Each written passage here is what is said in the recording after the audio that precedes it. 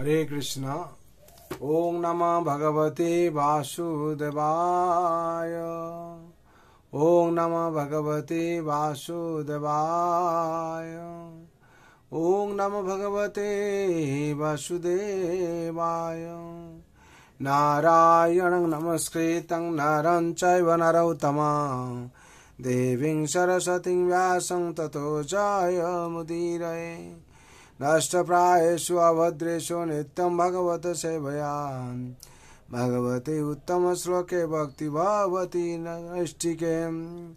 कृष्णाय वासुदेवाय देवकी नंदनाय च नन्दगोपकुमाराय गोविन्दाय नमो नमः। नमः महावदन्नाय कृष्ण प्रेम प्रदायते कृष्णाय कृष्ण चैतन्य नाम्ने गौरतिसे नमः।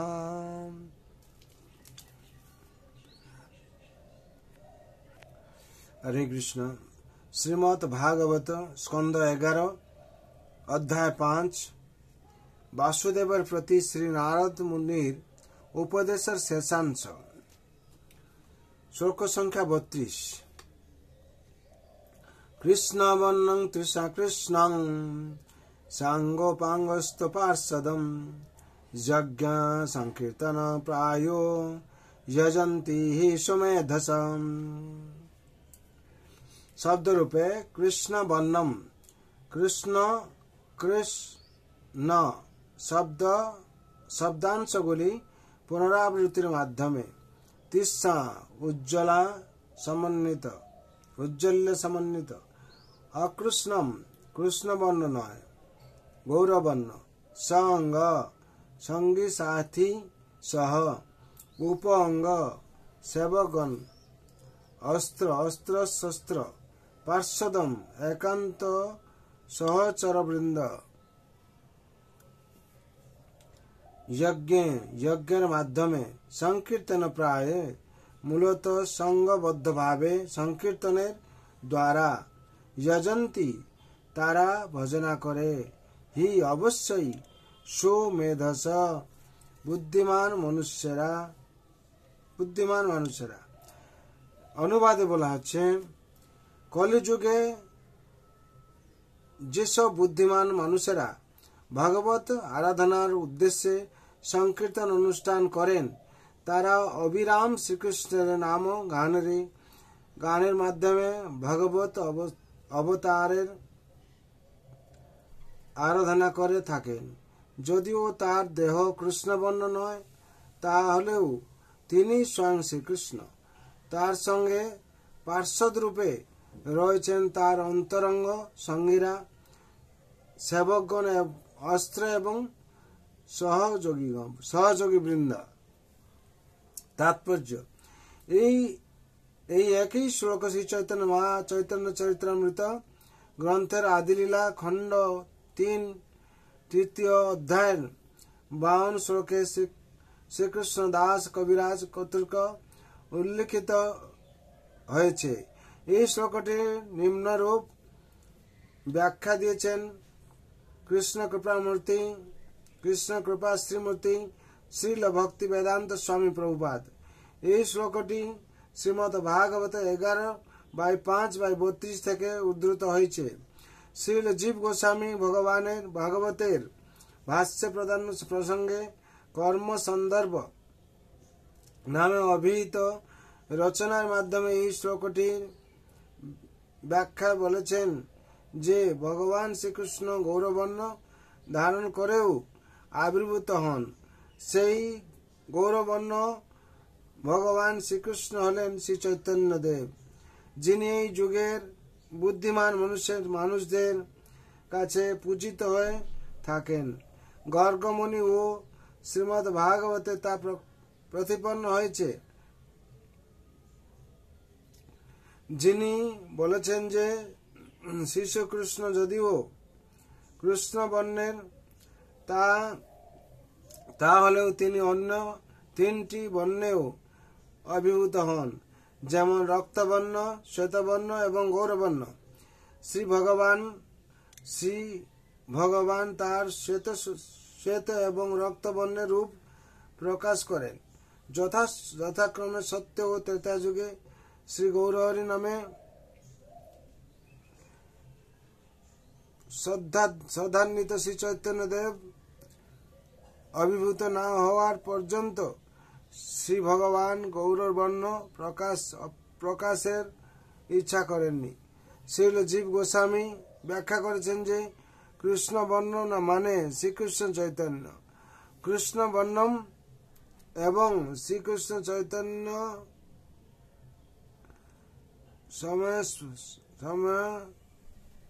সময় সদাপন্ন অন্য সমমর্যাদা সম্পন্ন অভিধা। শ্রীকৃষ্ণ নামটি ভগবান শ্রীকৃষ্ণ এবং শ্রীকৃষ্ণ চৈতন্য প্রভু উভয়ের সাথেই আবির্ভূত হন। শ্রী চৈতন্য মহাপ্রভু পরম পুরুষোত্তম শ্রী ভগবান।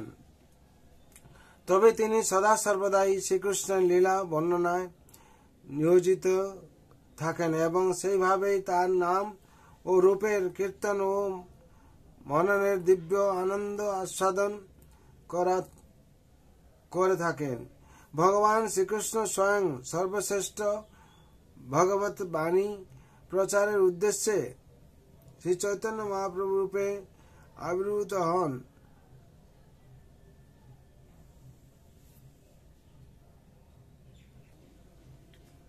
বর্ণয়তি মানে উচ্চারণ করেন অথবা বর্ণনা করেন। শ্রী চৈতন্য মহাপ্রভু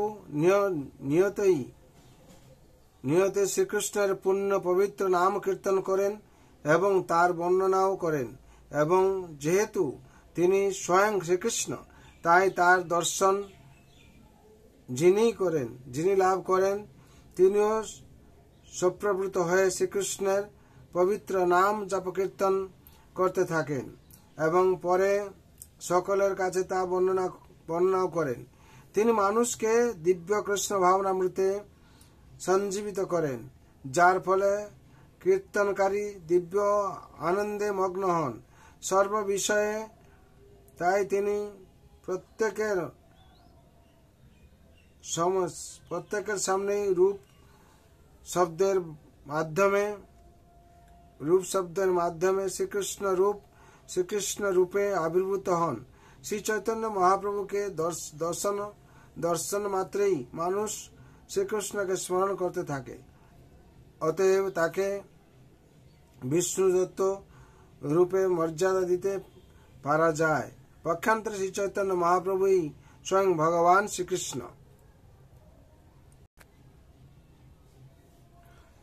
সাঙ্গো পাঙ্গাস্ত পার্শ্বদম শব্দটি আরও বোঝায় যে শ্রী চৈতন্য মহাপ্রভুই ভগবান শ্রীকৃষ্ণ। তার শরীর সর্বদাই চন্দন কাঠের অলঙ্কার আদি দ্বারা শোভিত হয়ে থাকে এবং চন্দন চর্চিত হয়। তার অপরূপ সৌন্দর্যের মাধ্যমে তিনি তার যুগের সকল মানুষকেই অভিভূত করেন। অন্যান্য আবির্ভাব কালে শ্রী ভগবান কখনো অশ্বরিক জীবকে পরাভূত করার জন্য অস্ত্রশস্ত্র আদি প্রয়োগ করেন, কিন্তু এই যুগে শ্রী ভগবান সেইগুলি তার সর্বাকর্ষক শ্রী চৈতন্য মহাপ্রভু রূপে অবদমিত করেন। শ্রীল জীব গোস্বামী ব্যাখ্যা করেছেন যে অসুরাদি দমনের উদ্দেশ্যেই তার রূপ সৌন্দর্য হয়েছে তার অস্ত্র। যেহেতু তিনি পরম মনোহর চিত্রহারী রূপময়, তাই বোঝা যায় যে তার পার্শ্বদ হয়ে সমস্ত দেবদেবতা গণও তার সাথে বিদ্যমান হয়েছিলেন। তার ক্রিয়াকর্মগুলি ছিল অসামান্য এবং তার পার্শ্বদবর্গও অত্যাশ্চর্য। যখন তিনি সংকীর্তন আন্দোলন প্রচার করেন তখন তিনি বহু বিশিষ্ট বিদ্বান পণ্ডিত ও আচার্যবর্গকে বিশেষত বঙ্গদেশ ও উড়িষ্যা থেকে আকৃষ্ট করেছিলেন। শ্রী চৈতন্য মহাপ্রভু সর্বদাই শ্রী নিত্যানন্দ মহাপ্রভু, শ্রী অদ্বৈত আচার্য প্রভু, শ্রী গদাধর পণ্ডিত এবং শ্রীবাস পণ্ডিতের মতো একান্ত পার্শ্বদ বর্গের সঙ্গ লাভ করতেন। শ্রীল জীব গোস্বামী বৈদিক শাস্ত্র থেকে একটি শ্লোক উদ্ধৃত করে বলেছেন যে যজ্ঞানুষ্ঠান কিংবা উৎসবানুষ্ঠানের কোনই প্রয়োজন নেই। তিনি অভিমত প্রকাশ করেছেন যে এই ধরনের বাহ্যিক আড়ম্বরপূর্ণ প্রদর্শন না করে সমস্ত মানুষ জাতি ধর্ম বর্ণ নির্বিশেষে হরে কৃষ্ণ নাম যজ্ঞ কীর্তনের মাধ্যমে সমবেত ভাবে শ্রীকৃষ্ণ শ্রী চৈতন্য মহাপ্রভুর আরাধনা করতে পারেন। কৃষ্ণবনং তৃষ্ণা কৃষ্ণম শব্দ সমষ্টি থেকে বোঝা যায় যে শ্রীকৃষ্ণ নামেই প্রাধান্য দিতে হবে। শ্রী চৈতন্য মহাপ্রভু কৃষ্ণ ভাবনামৃত শিক্ষা দিয়েছিলেন এবং কৃষ্ণ নাম কীর্তন করেছেন। সুতরাং শ্রী চৈতন্য মহাপ্রভুর আরাধনা করতে হলে হরে কৃষ্ণ কৃষ্ণ কৃষ্ণ হরে হরে, হরে রাম রাম রাম হরে হরে মহামন্ত্র প্রত্যেকেই সংঘবদ্ধ ভাবে উপকীর্তন করতে হবে।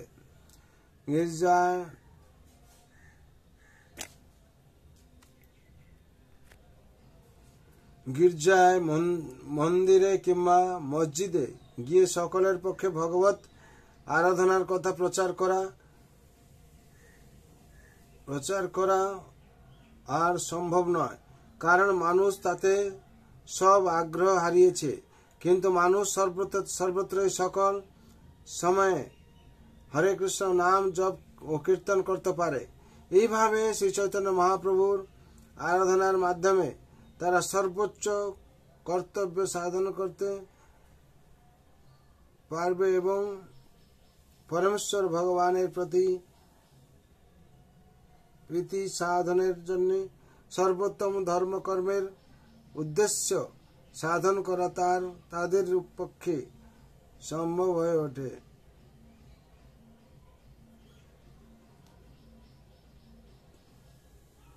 সম্ভব হয়ে উঠবে। শ্রী চৈতন্য মহাপ্রভুর প্রখ্যাত শিষ্য ছিল সার্বভৌম ভট্টাচার্য বলেছিলেন, দিব্য ভগবত ভক্তি সেবা অনুশীলনের নীতি বিলুপ্ত হয়ে যাওয়ার ফলে শ্রীকৃষ্ণ চৈতন্য ভগবত ভক্তির পদ্ধতি আবার বিতরণের উদ্দেশ্যে আবির্ভূত হয়েছেন। তিনি এমনই কৃপাময় যে তিনি কৃষ্ণ প্রেম বিতরণ করেছেন।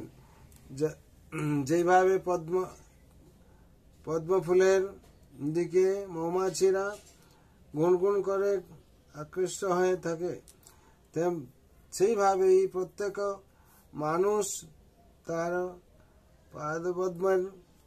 পাদপদ্মের দিকে কৃষ্ণ নামের আকর্ষণে এগিয়ে যাবে।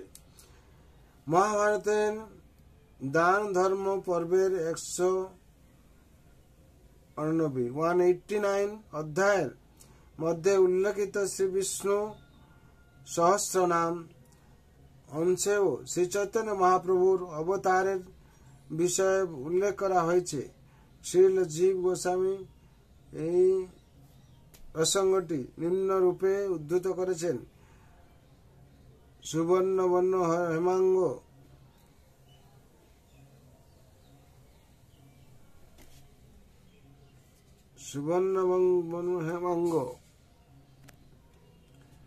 সুবর্ণবর্ণ হেমাঙ্গ বরাঙ্গ চন্দনাঙ্গদি। তার পূর্বলীলায় তিনি গৌরবর্ণ গৃহস্থ রূপে আবির্ভূত হন।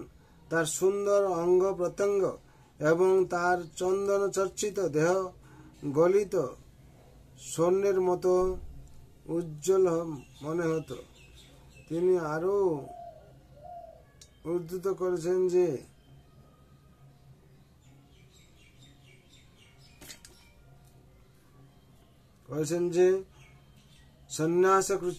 সন্ন্যাসকৃচ্ছম শান্ত নিষ্ঠা শান্তিপরায়ণ।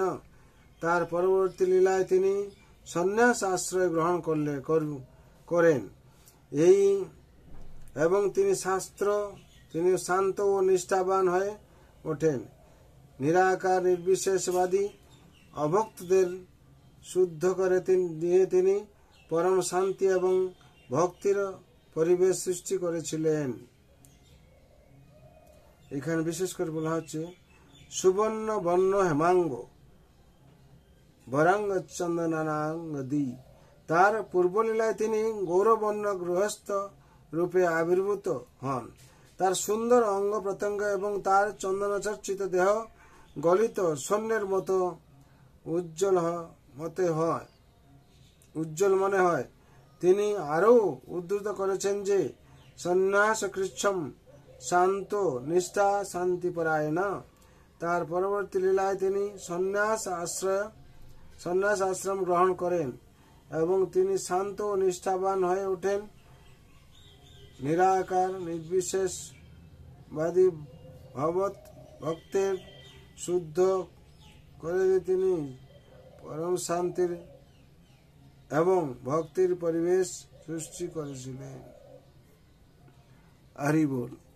এখানে বিশেষ করে 32 নম্বর শ্লোক তাৎপর্য সম্পূর্ণ হলো।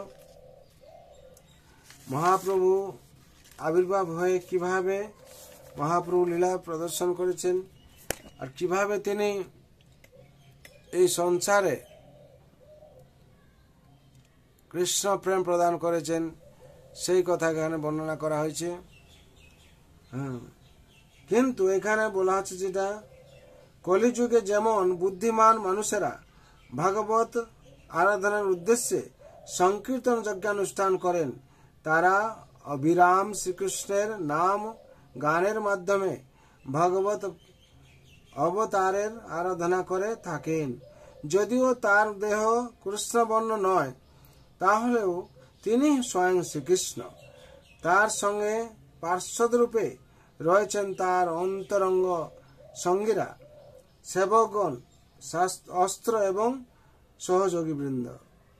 বিশেষ করে এই সংকীর্তন মহাযজ্ঞে মহাপ্রভু এই জগতে প্রেম ধর্ম প্রচার করেছেন। যে ধর্ম সেই মহাপ্রভুর চরণে শরণ নিয়ে যদি আমরা সে হরে কৃষ্ণ মহামন্ত্র প্রচার করি কিংবা নিজেরা জপ করি এবং ভগবত যারা দেখো তার এক কৃষ্ণ উপদেশ, ভগবান যা উপদেশ সেটা যদি প্রচার করি, তাহলে আমরা এই জন্ম মৃত্যু জরা ব্যাধি চক্র থেকে মুক্তি পাব। তার জন্য সবার সংসারের মঙ্গলের জন্য ভগবান রাতুল চরণে আমি প্রার্থনা করছি, আপনারা নিত্যম ভাগবত সেবায়া, নিত্যম ভাগবত সেবা করুন, শ্রবণ করুন আর পাঠ করুন, নিশ্চয় কিছু না কিছু আপনারা শিখতে পাবেন। তার জন্য সবাইকে অনুরোধ, সবাই ভাগবত শ্রবণ করুন আর হরি নাম কীর্তন করুন আর পাঠ করুন। যদি সময় আছে আপনাদের পাঠ করুন, তাহলে সার্বিক মঙ্গল হবে। সর্বে ভবন্তু সুখিনঃ, সর্বে সন্তু নিরাময়, সর্বে ভদ্রাণি পশ্যন্তু মা কশ্চিৎ দুঃখ ভাগ ভবেৎ। হরে কৃষ্ণ কৃষ্ণ কৃষ্ণ হরে হরে, হরে রাম রাম রাম হরে হরে। जय श्रीमद् भागवत महापुराण की जय, जगत गुरु श्रील प्रभुपाद की जय, श्री गुरु महाराज की जय, जय नित्या जय गौ निताय की जय, जय चैतन्य महाप्रभु की जय, जय गौर पूर्णिमा महोत्सव की जय, निताय गौर प्रेमानंदे हरि हरि बोल।